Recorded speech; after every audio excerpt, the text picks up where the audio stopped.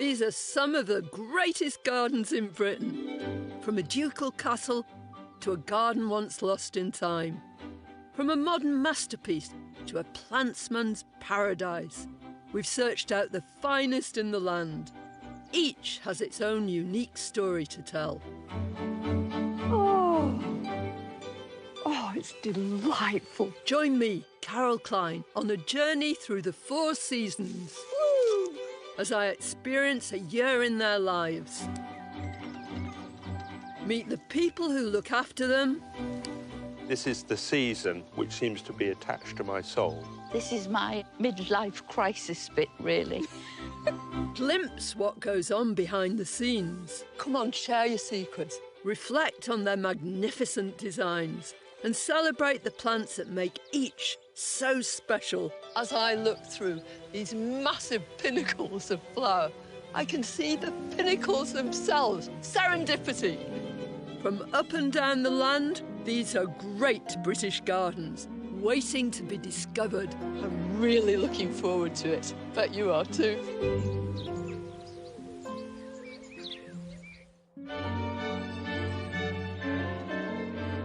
What kind of garden would you design as a setting fit for a castle as regal and spectacular as this one?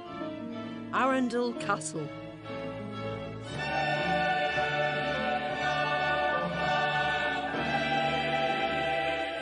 Overlooking the River Arun in West Sussex.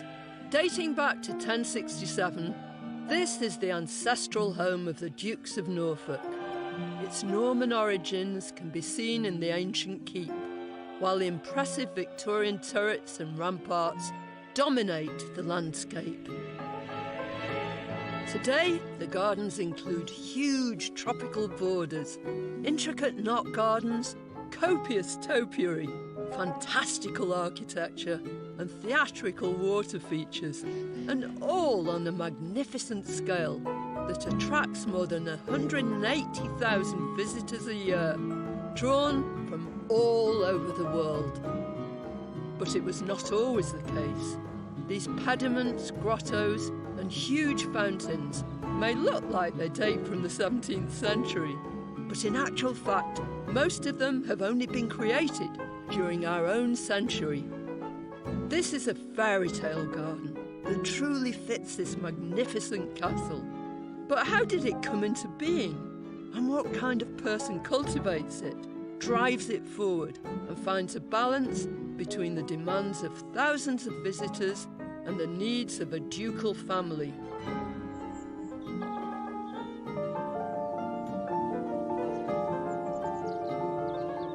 My visit starts in autumn. Although there's a nip in the air, there's still plenty of spectacular seasonal colour, nowhere more so than in the stunning borders, which are still rich with treasures. The castle and grounds at Arundel have been open to the public since 1854, and today they attract visitors from all over the world. Hardly surprising, since there's just so much to see.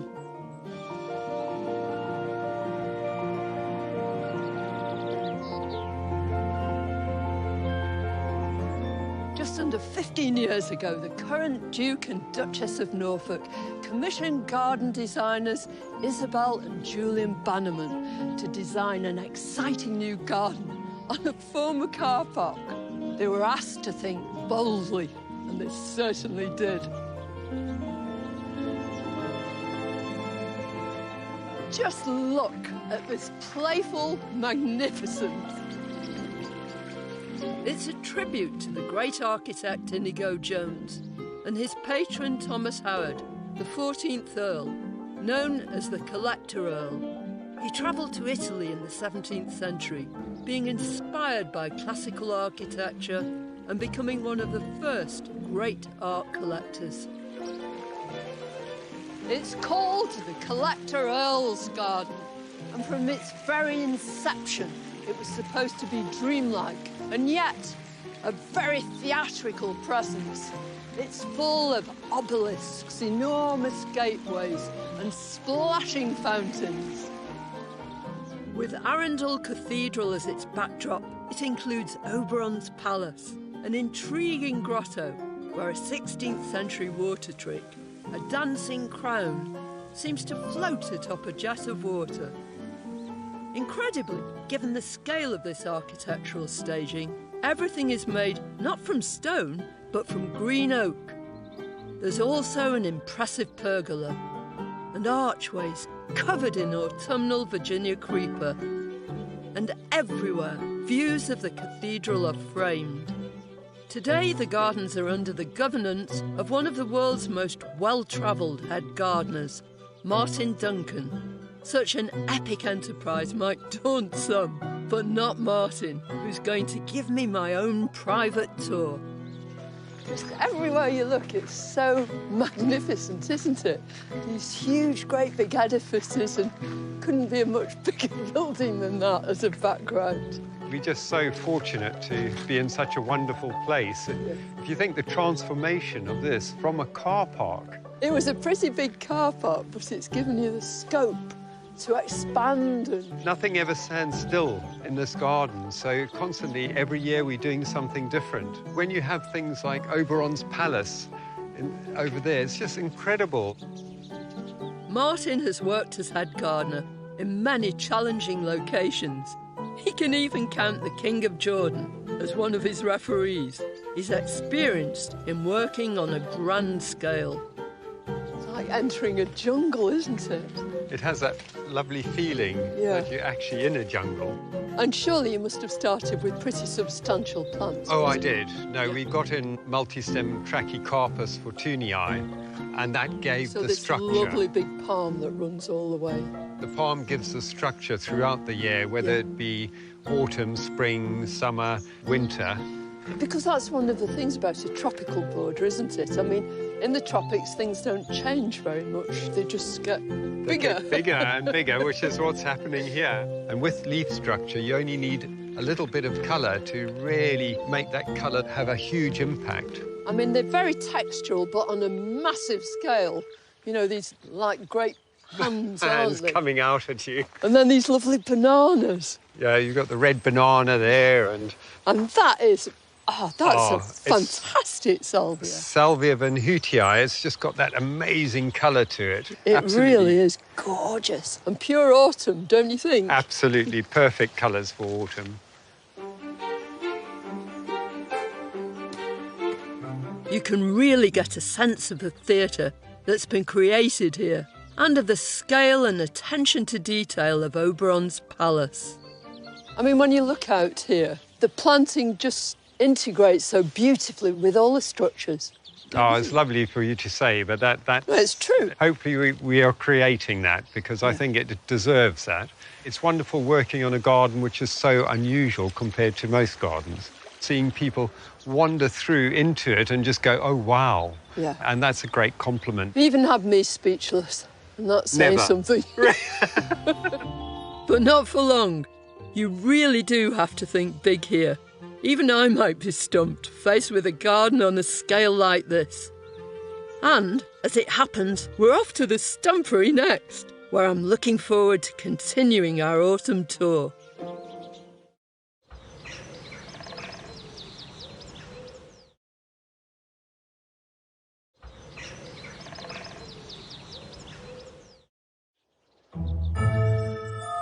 Head gardener Martin and I are touring the gardens at Arundel Castle. Next to the Collector Earl's garden is a secret garden room that couldn't be more different and which reflects the design partnership between Martin and the Duchess of Norfolk. So this is a famous stumpery. Oh, it's wonderful. I love the stumpery. It's your design, isn't it? Yes, it is. Her Grace asked me to design it in 2012.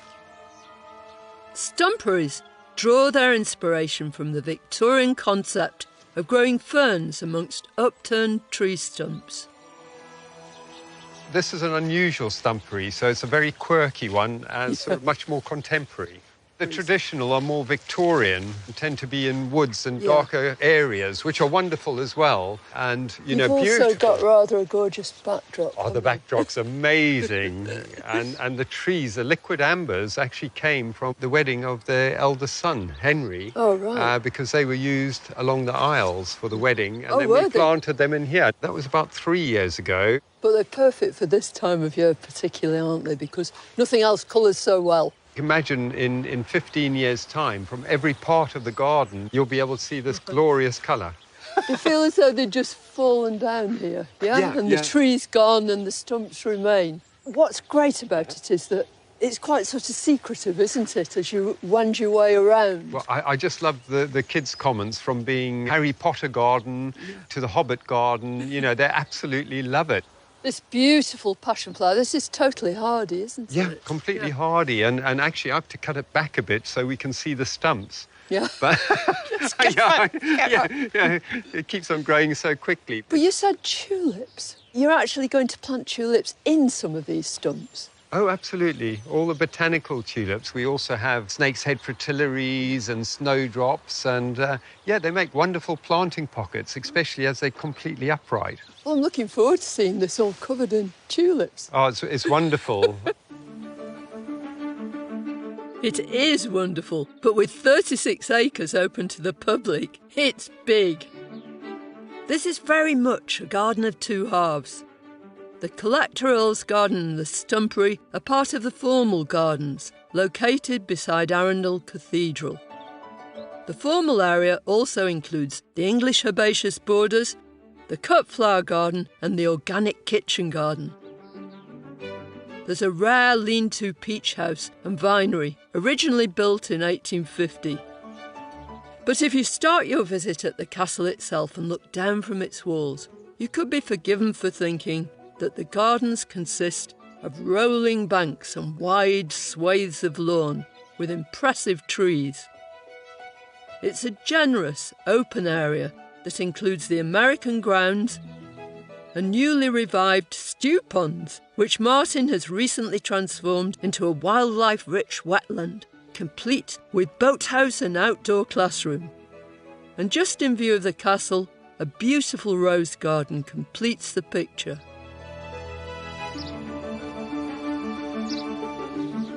The formal gardens are hidden away behind these high walls, but what treasures await in the castle grounds on the other side. And this really is a special time to visit them, with the many magnificent deciduous trees in their spectacular autumn colour. The grounds host a number of rare and curious trees. This beautiful specimen is Paulownia kamakawii. It's from China and Japan, and it's absolutely glorious now with these great, bold, dark green leaves, which will shortly change to amber. It's loaded with fruit too, and you couldn't have a better backdrop, could you? And a castle standing behind you. But I can't wait until the spring, when it'll be in full flower. Just as the leaves begin to emerge, the flowers come out, great racemes of pale lilac foxglove flowers. What a treat, something to really look forward to. A fine collection of trees studded around the castle give a broader and more restful perspective to the grounds, in contrast to the intricacy and enclosed feeling of the formal gardens. But before I finish my autumn visit, I've promised Martin and the team that I'll lend a hand with a task that unifies the castle grounds and formal gardens every April. It's the annual Tulip Festival, the impact of which I can't wait to see when I make my spring visit. This area here, we call it the labyrinth, and it's the first ever labyrinth of tulips. I've got my wonderful team here working. Aren't they fantastic? Yeah. I'll tell you what, the girls are planting faster than the blokes are digging the holes, though. Come on, guys. The girls are catching you. So in the spring, we're just going to see this in all its splendour. And will you be able to walk in between it? You can actually walk in between it, and it does look amazing. It's going to be spectacular and all in keeping, eh? Yeah, Totally. on the grand scale, it just works so well. It's going to be one of the greatest tulip displays in Britain, but it doesn't come without a huge amount of work. But the tulips are not uniquely reserved for the wide open spaces. Even the stumpery is getting the tulip treatment, but with a twist. Daniela and Rose are using a special dibber to help plant the bulbs into the stumps, to avoid damaging bulbs planted in previous years. So the tulip you're using is a little species tulip, yeah? Linifolia. These are so much more fun as well. They're only about 10 centimetres tall, and it's just a little spark of colour here and there in the springtime. Dainty. And watercolour too, bright red. Can I plant a couple? Yeah, of course you can.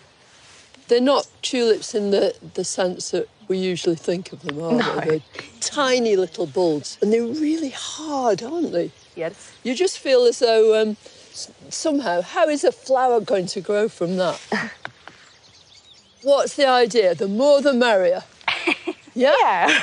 As bright as possible for the springtime. That's what everybody wants to see when they come and see the tulips. As many colours as possible. Yeah. So. Do you think you'll ever run out of room? I doubt Martin will let us run out. He'll just get more stumps, won't he? Yeah. The gardeners here have undertaken a mammoth task in planting so many bulbs, and I'm sure the fruits of their labour will be spectacular. But for now, we've put them to bed for the winter, and all we can do is wait and hope that Martin's masterpieces come up to delight us in the spring next year. In the meantime, there's still plenty of autumn colour, particularly in the English herbaceous borders. This gem of a salvia has caught my eye. It's Salvia uliginosa, the bog sage. How about this for a startling sort of blue? It's a colour you're really not expecting to see during autumn. It's sort of cerulean, the colour of a blue sky. Lots of small bracts all the way up the stem, each one containing a flower. That means when pollinating insects come along, lots of them can feed at the same time. Uliginosa simply means living in a swamp, and that's what this salvia likes. It loves to be damp at its roots. It won't grow to this sort of dimension if you grow it in a dry place. Mind you, the soil here has had so much extra organic matter added to it, it couldn't help but be big and beautiful. Easy to grow, very easy to start from cuttings. Just take tiny little bits off the side, nip out the top, remove the bottom leaves, shove them around the edge of a pot of gritty compost. Water it well and you'll get loads more plants. It roots really quickly.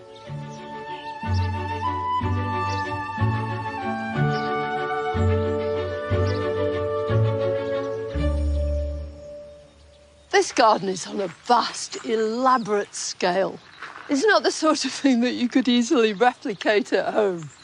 But the point is that everybody can enjoy what is a grand ducal experience. When I come back, the gardens will be closed to the public for the winter season, so I'll have exclusive behind-the-scenes access. I'm sure Martin and his team won't have gone into hibernation, though. I reckon they'll be busier than ever. I can't wait to give them a hand.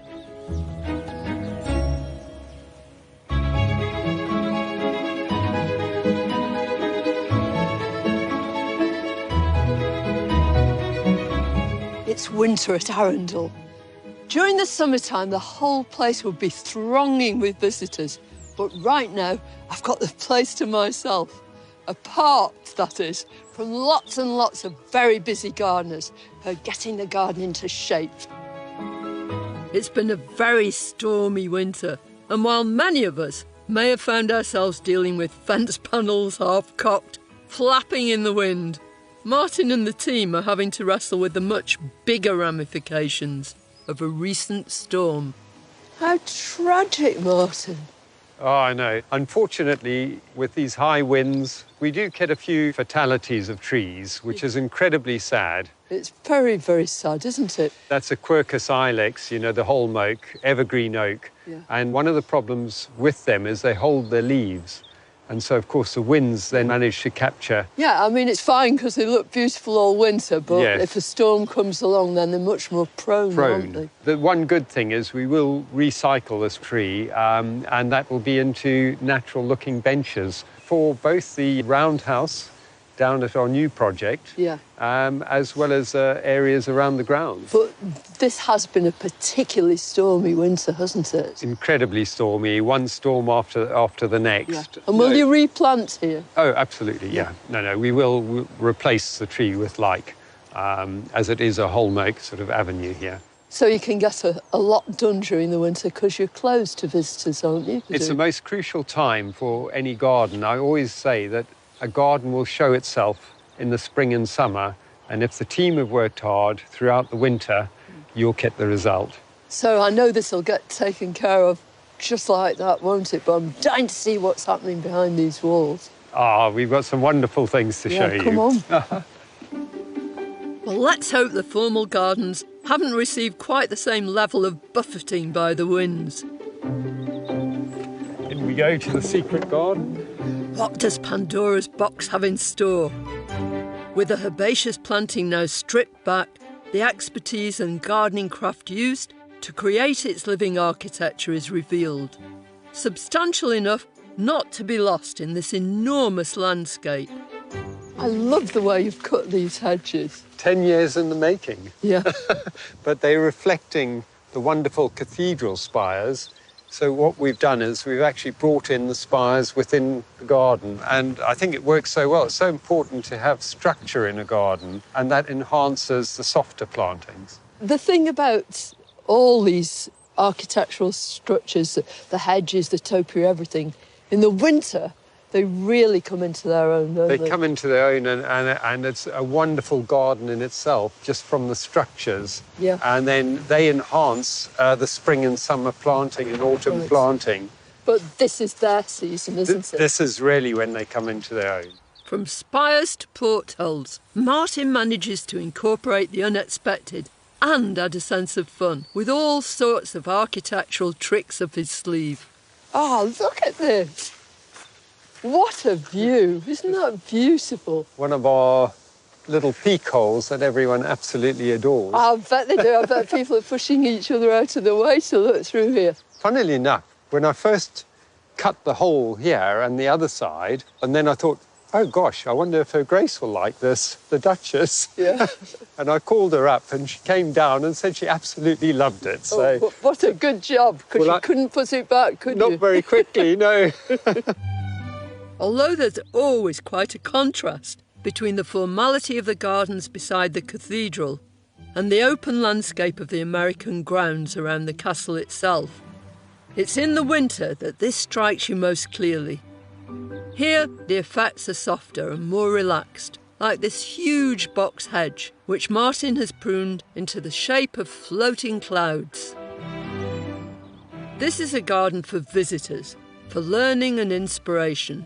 And today, I'm catching up with Daniela again, who's at the helm of one of their latest innovative and importantly sustainable projects, using my favourite type of gardener, bumblebees. So, Daniela, you're the peach keeper-in-chief. Yep, Yeah. I am. And the beekeeper-in-chief, Yes, too. for part of the year, yes. Yeah. You come in and hear them buzzing away in Yeah. the mornings. They seem happy anyway. Right. We've got plenty to do. But these bumblebees didn't just fly in. They're part of a special delivery service, drafted in by ducal appointment to do a very important job. The whole idea of this, these peaches need to get pollinated. That's correct, yeah. So at this time of year, there aren't many flying pollinators about. And as they flower so early on in the season, we need a little bit of help. So I've got these lovely native bees. They're native to Europe. A terrestris audax is the name of the bumblebee. That's a tail bumblebee. That's it.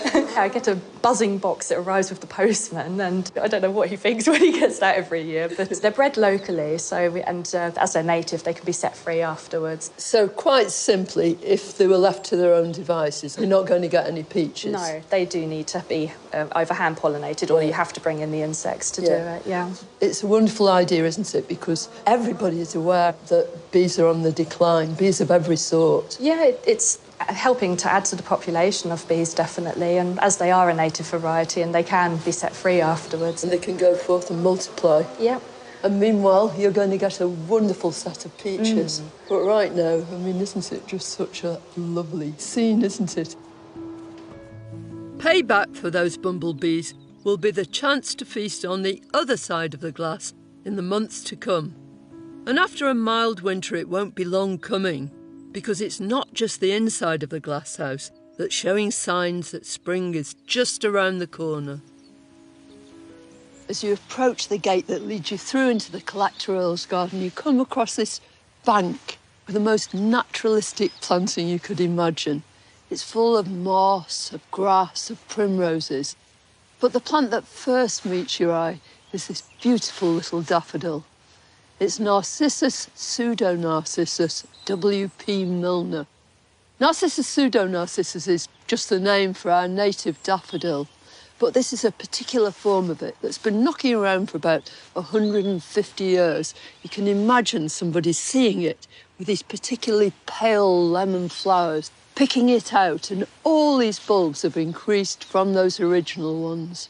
It lends itself beautifully to a natural setting like this. And they've been planted in the most lovely random way, so they look as though they've always grown here. It's pure poetry. Soon spring will be in full flow here, with Martin's crowd-pleasing Tulip Festival as its astonishing centrepiece. What a treat to look forward to.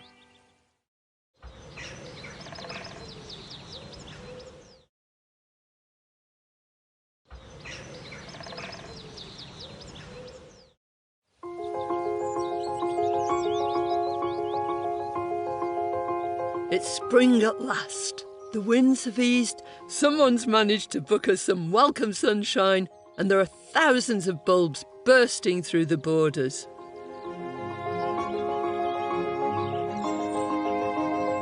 Arundel is an amazing place all year round, but in spring it's just, well, I'm in seventh heaven. It's showtime in the gardens. The spectacular tulip extravaganza is underway. There's a tulip bow tie, a tulip wedding cake. In fact, you'd be forgiven for thinking Hollywood film director Busby Berkeley might have sprinkled some movie magic across the gardens. I think it's fair to say that Martin and the rest of the gardening team certainly know how to put on a good show. Even the bulbs I helped to plant in the stumpery are in on the act. The best place for me in the gardens in spring, especially when the tulips are in full flower, has got to be the labyrinth. It's quite a stunning sight with the beautiful tropical borders surrounding it and the lovely water rill which has pink impression this year. We've ended up with beautiful purple dream, the straight red appledorn, as well as the Thalia white narcissus. But we do tulips in a design setting like this, but we also do it throughout the landscape. They certainly do spring on an epic scale here, and tulips are far from the only treasure on offer. Thousands of camasias are bursting through the grass throughout the American grounds, like a firework display of blue sparklers. Whilst tulips need well-drained conditions, camasias thrive in damp, heavy soil. Their blue spires are accompanied by the white discs of the poet's daffodil, Narcissus poeticus recurvus, which enjoys the same conditions. The latter brings perfume to the spring celebrations too. It's a wonderful sight to suddenly see all these camasias here, and they naturalise so well and just fit in with the landscape. And then, of course, we've got this amazing backdrop of the castle. But it's not all about bulbs. The gardening team has been incredible. They've created a new woodland area, complete with timber benches made from the home oak that blew down in the winter storms. A perfect resting spot to take in views of the castle. It's fair to say spring has well and truly sprung, with the deciduous trees in on the act. Back in the autumn, we looked at one of the many rare trees nestled in the shadow of the castle. Paulownia Kawakamii, the sapphire dragon tree. It's so rare that it's on the critically endangered red list. The spectacular bunches of violet foxglove flowers can be truly appreciated now, appearing as they do at the tips of the bare branches. And we're spot on with our timing to capture it in all its spring glory.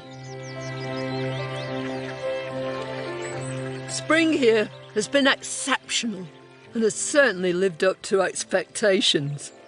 And it's whetted my appetite to see what Martin magic awaits us in summer.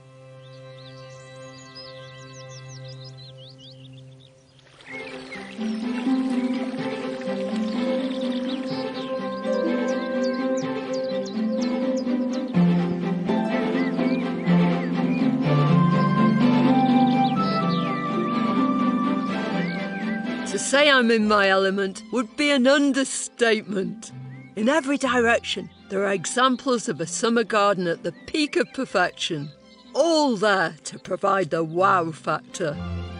The gardens here are immaculate, and they're just yearning to throw open their gates to welcome people. This ancient place has seen many changes, and whilst it's always been a family home, much of what is done nowadays is for the enlightenment and the enjoyment of its visitors. And nowhere says bountiful high summer better than the rose garden, which has a fairy tale charm all of its own. Apparently, during medieval times, this was a bowling green. And then about 18 years ago, the Duchess of Norfolk decided that she'd like a rose garden here. But since then, the whole place has been Martinised. He's given it a Martin makeover. And his emphasis is all to do with subtle colours, beautiful perfume, all the things that a rose garden really should be. The roses are a combination of true old roses and then some of the modern English roses that combine all those qualities of the old roses but continue to flower for ages. Roses like this lovely Madame Isaac Perret, renowned for its perfume. Look at these great big voluptuous blooms and with the most delicious scent. I mean, it's pure rose. The great thing about these English roses is they have all the qualities of old roses. They've got beautiful form, fabulous scent, gorgeous colour, but they repeat flower. This lovely pale pink one is Olivia Rose Austin, again a modern English rose. Just one of the roses which in future years are going to fill out, expand, and this whole garden, as you walk into it on a summer's day, is just going to be a symphony of scent and colour, fit for a duchess or for us.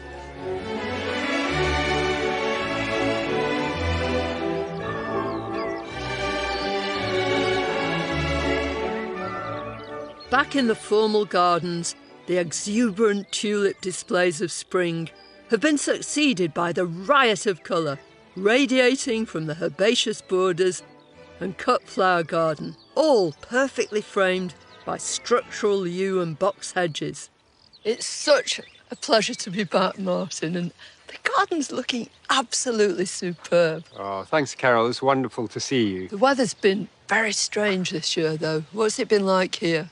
Unbelievably strange. I mean, we've been having a really hot summer and we've had absolutely no rain. So it's been very early morning watering. I like doing it early morning and evening. Yeah. So it can saturate the ground. Pointless watering at this time of day. No, unless you absolutely have to. So you must be pretty thrilled when you come to these borders because they are looking magnificent.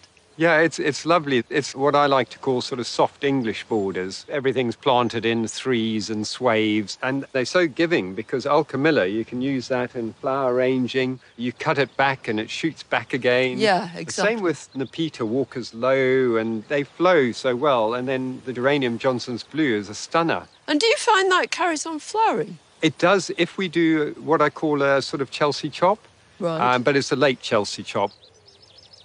Doing a Chelsea chop means cutting back summer flowering perennials at the end of May, coinciding with the timing of the RHS Chelsea Flower Show. Doing this can extend their flowering season, but Martin gives them another shot back inside later on in June, helping to prolong their flowering season way into late summer. So you've got to be bold, yes? Yeah, absolutely bold, and just cut it right back to the new growth. We're not having a race, are we? No, not necessarily. If you're going to do this in your own borders, cut back to where you can see signs of new growth. Martin's recommendation is to scatter a handful of bone meal to encourage new growth and to give the plants a really good watering. It's back-breaking work in the heat, but well worth the effort to prolong that flowering season. I'm sure visitors to the garden later in the year will appreciate our labours.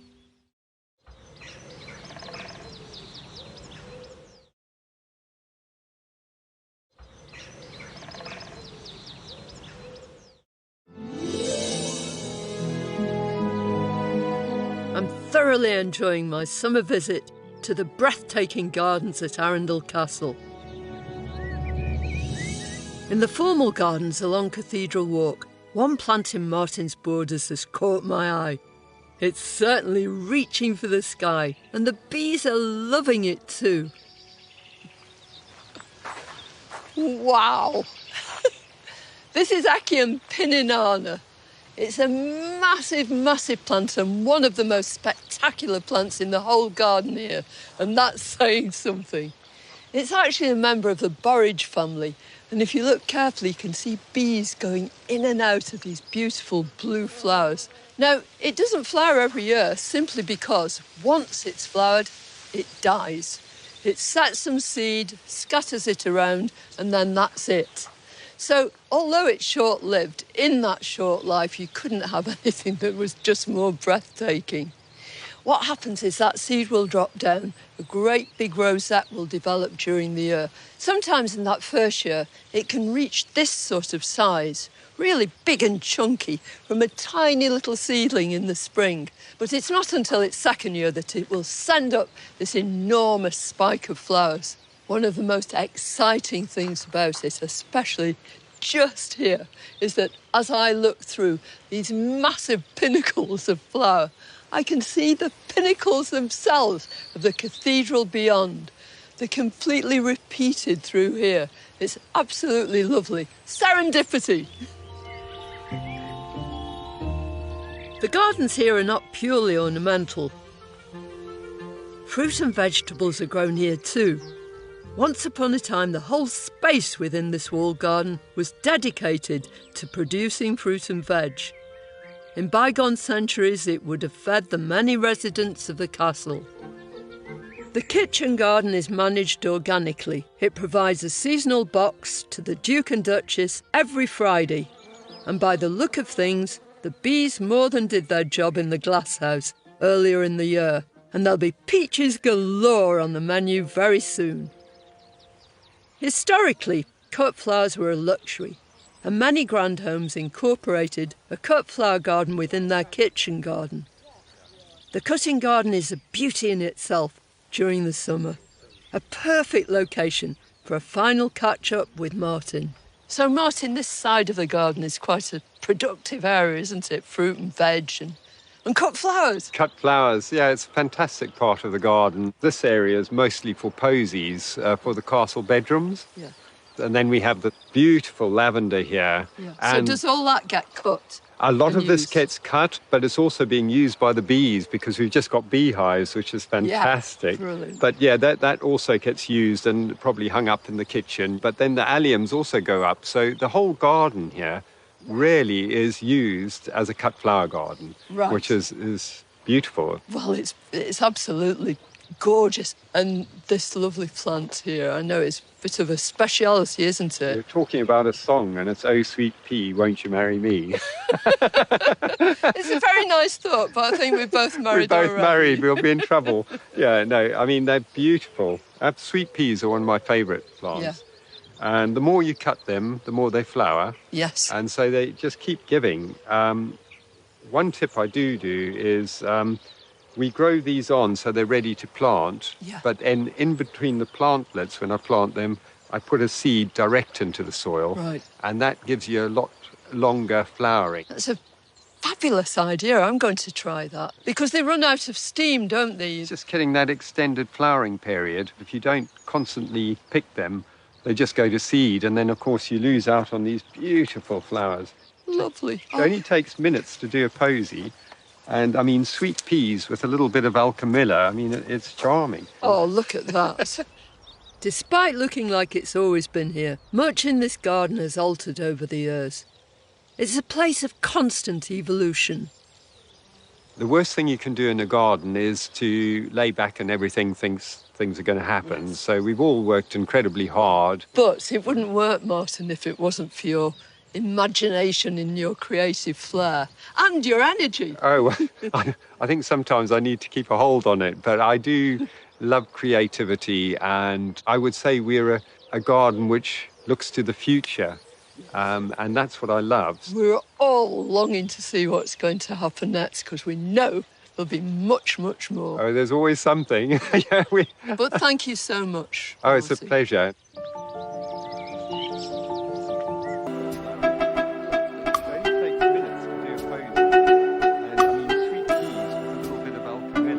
Oh, look at that. Despite looking like it's always been here, much in this garden has altered over the years. It's a place of constant evolution.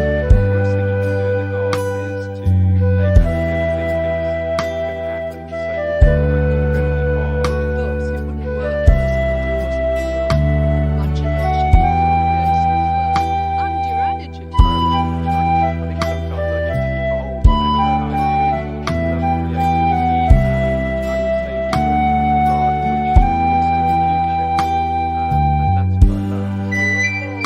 to see what's going to happen next. Thank you so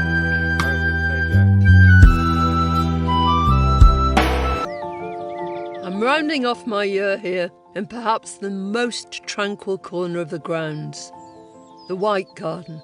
Created by the Duchess of Norfolk in 1998, it entices you in with a romantic vision of white and a profusion of scented blooms. This calm and beautiful White Garden is adjacent to the Fitzallen Chapel, the burial place of the Dukes of Norfolk. And it has that lovely, tranquil, restful sort of air about it. White gardens are quite a tradition in English gardening history. Everything in here has white flowers, except when you take a closer look. No two flowers have the same white in their flowers. Some of them, like some of these roses, have a hint of creamy yellow. And though all the flowers are white, what really melds this whole garden together is the fact that everything has green leaves. If you're choosing to plant a one-colour garden yourself, then it's a really good idea to consider the kind of greens you're going to put in there, but also the sort of texture you're creating, the kind of forms you're going to use. Some shrubs, perhaps, some tall perennials, and then shorter plants too. And these white roses will be making their presence felt right the way through the summer. They're beautifully scented, and it must be one of the most tranquil places you can imagine. And after visiting throughout the year, there's a lot to contemplate. It's almost time for me to leave the gardens to the crowds of summer visitors, intent on admiring the many things of interest. Its popularity is a testament to the hard work and creativity of all the people involved and to the vision of its head gardener. What a wonderful legacy for us all to enjoy. That's what makes Arundel Castle a great British garden.